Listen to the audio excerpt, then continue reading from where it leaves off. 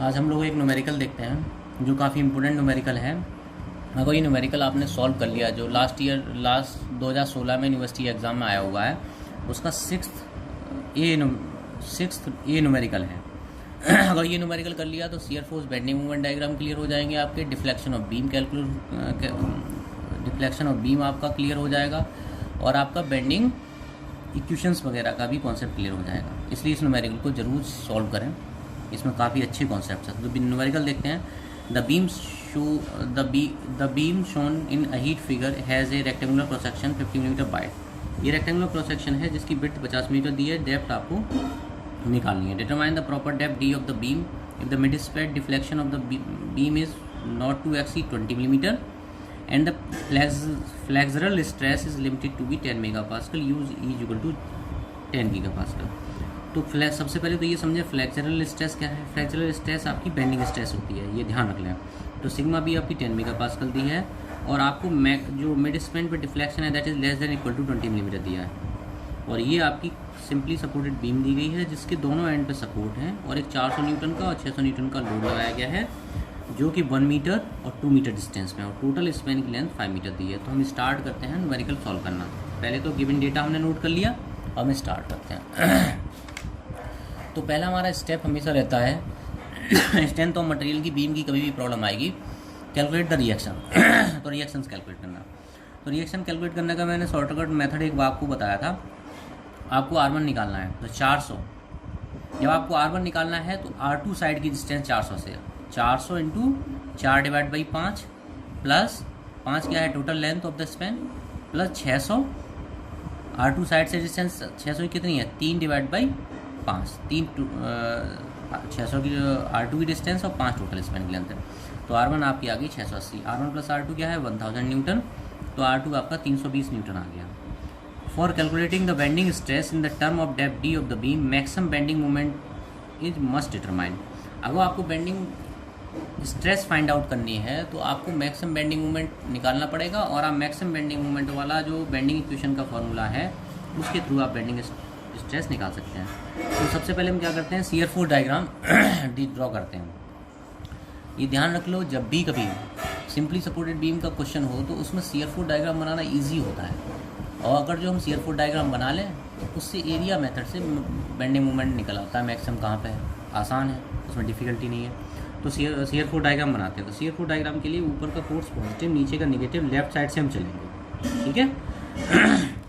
तो ये देखते हैं ए पॉइंट पे कितना लोड लगा है 680 न्यूटन। 680 हम ऊपर की डायरेक्शन में लगा तो पॉजिटिव। ए और बी के बीच में कोई लोड नहीं लगा तो शियर फोर्स कांस्टेंट।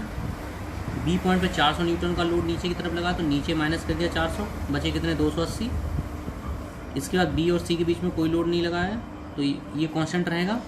फिर आपका सी पॉइंट पे 600 लगा है, 280 माइनस हो तो ये 320 नीचे ला जाएगा, और सी और डी के बीच में कोई लोड नहीं लगा है तो कांस्टेंट रहेगा, और डी पॉइंट पे जाके मिल जाएगा। तो ये कितना सिंपल है शियर फोर्स डायग्राम बनाना। और इसी तरह से आप शियर फोर्स डायग्राम बनाएं, क्योंकि आप इक्वेशन से सॉल्व करते करते को बनाएंगे तो वो ना तो आप कभी शियर फोर्स डायग्राम सही से कैलकुलेट कर पाएंगे, और दूसरा आप एक्सपर्ट नहीं बनते, क्योंकि इसरो वगैरह में shear force bending moment diagram ऐसे ही बनवाते हैं, वो कैलकुलेट करके नहीं मानते, अदरवाइज वो समझते हैं कॉन्सेप्ट क्लियर है। ओके, अब इससे हमें क्या करना है बेंडिंग मोमेंट निकालना है। तो एक आप कॉन्सेप्ट याद रखें जो बहुत आसान है और आप हमेशा रिमेंबर रख सकते हैं। ध्यान रखो, जब भी कभी शियर फोर्स डायग्राम अपना साइन चेंज करे जिस पॉइंट पे, उस पॉइंट पे जो बेंडिंग मोमेंट होगा वो हमेशा मैक्सिमम होता है, और खासकर पॉजिटिव से negative.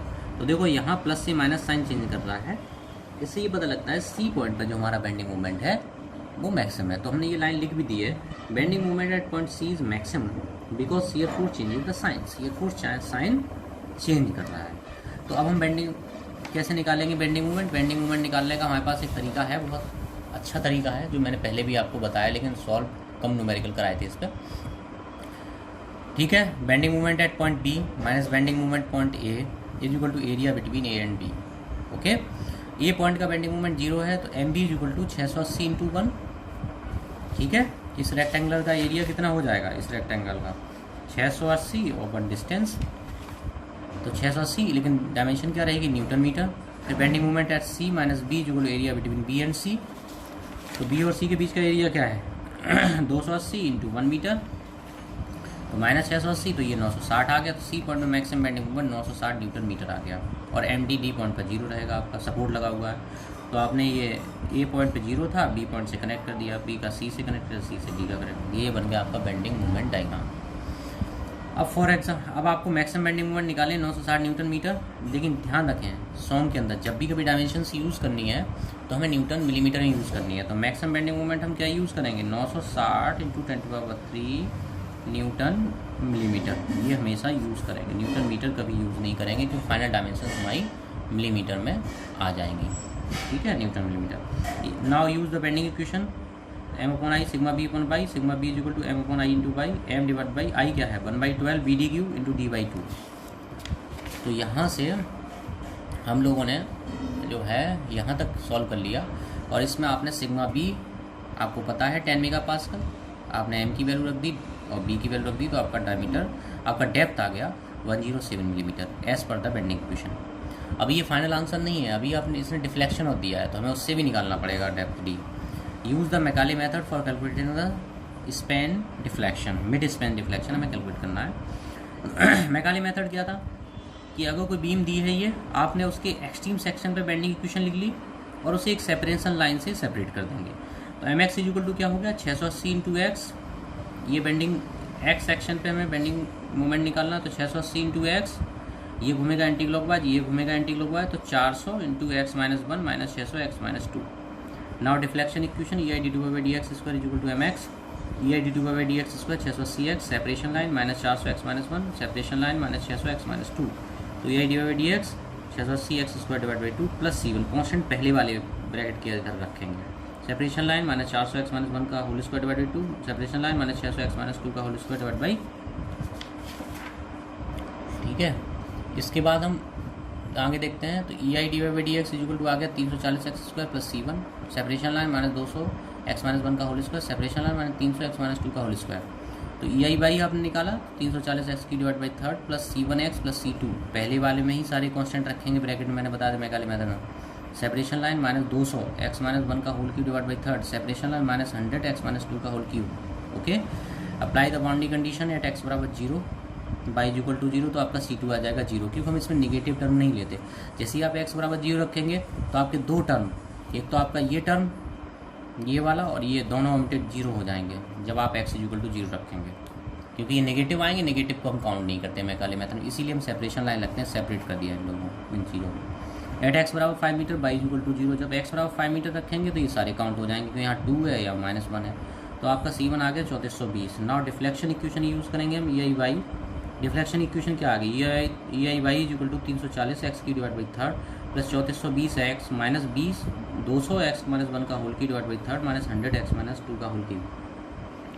Now deflection at the mid point x बराबर 2.5 मीटर पर निकाल लेंगे और डायमेंशंस का ध्यान रखें, क्योंकि x बराबर 2.5 मीटर, अभी हम डिस्टेंस जो है मीटर में रख रहे हैं, तो वह डायमेंशन क्या है x3। तो जब हम मीटर में रखेंगे और फाइनल हमारा आंसर आएगा उसमें 10⁻9 से मल्टीप्लाई कर देंगे तो किस में आ जाएगा, मिलीमीटर का होल क्यूब। तो x बराबर हमने 2.5 मीटर रखा, सॉल्व किया तो हमारा ये आ गया ei बाई 10082.5, मैंने क्या बताया 10⁻9 से मल्टीप्लाई कर देंगे तो इसकी डायमेंशन आ जाएगी न्यूटन मिलीमीटर का होल क्यूब, क्योंकि इधर से आप डायमेंशन चेक कर सकते हैं। ई की डायमेंशन है न्यूटन पर मीटर स्क्वायर, आई की है मिलीमीटर पावर 4 और बाई की क्या है मिलीमीटर, तो आपकी क्या आ जाएगी न्यूटन मिलीमीटर का होल क्यूब। यहाँ से हमने आई इक्वल टू निकाला तो 10082.5 × 10⁻9 हो गया। Okay, divide by E into Y. E आपको क्या दिया था, ई आपको दिया था 10 गीगापास्कल, 10 गीगापास्कल मतलब 10 × 10⁻³ न्यूटन पर मिलीमीटर स्क्वायर। तो 10 × 10⁻³ इंटू वाई दिया था मिलीमीटर में, तो आई आपने निकाल लिया, आई निकाल लिया तो I equal to 1/12 BD³। B आपको दिया है तो आपने डेप्थ निकाल ली, डेप्थ आपकी आई 229.57 मिलीमीटर। अब from bending formula the value of d is equal to 107 millimetre and for deflection equation d is equal to 229.57 millimetre. So we will choose the maximum value, तो डायमीटर जो depth है आप maximum choose करेंगे 229.57 millimetre. तो ये इतना बड़ा numerical है, आप एक चीज़ ध्यान रखें कि अगर कहीं कैलकुलेशन मिस्टेक होगी तो सारे आंसर्स गलत आ जाएंगे, लेकिन प्रोसीजर वही रहेगा। तो आप इस चीज़ पे मत जाना, क्योंकि हमने कहीं सॉल्यूशन देख के तो इसे सॉल्व करते नहीं हैं, तो न्यूमेरिकल आया है अपने तरीके से सॉल्व करते हैं और वही आप अप्रोच रखें, क्योंकि एग्ज़ाम में कोई बुक या वो सामने नहीं आएगी, आप अपने आप ट्राई करें, आंसर गलत अगर कैलकुलेशन मिस्टेक होगी तो ही आएगा, अदरवाइज आंसर 100% आ जाएगा। Thank you.